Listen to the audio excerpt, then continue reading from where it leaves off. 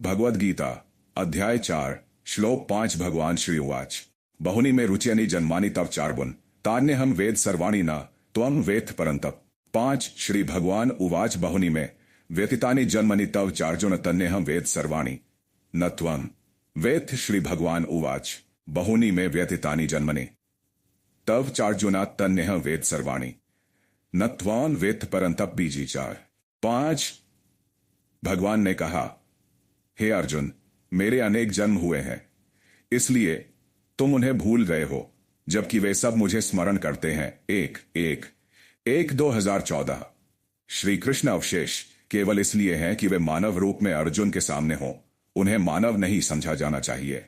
कभी कभी कोई देश का राष्ट्रपति जेल जाने का फैसला करता है, लेकिन अगर हम राष्ट्रपति जेल में खड़े हैं तो हम गलत तरीके से यह निष्कर्ष निकालते हैं कि वह भी एक अपराधी है।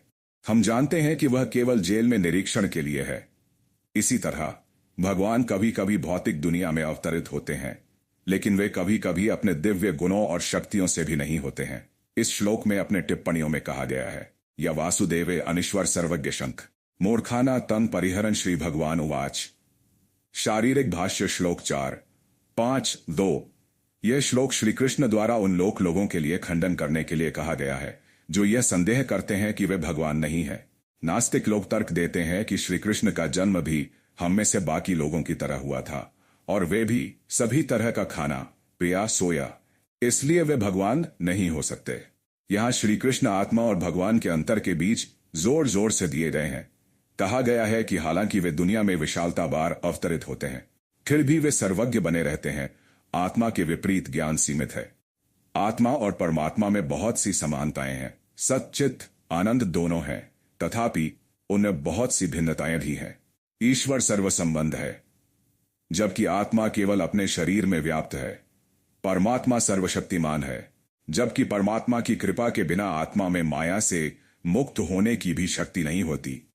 प्रकृति के प्रकृति का रचयिता है, जबकि आत्मा में प्रकृति के मौलिकता है।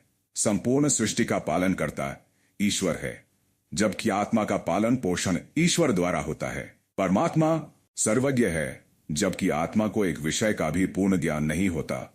इस श्लोक में श्री कृष्ण अर्जुन को परंतप कहा गया है, जिसका अर्थ है शत्रुओं को डूबने वाला, उनका हथियार है।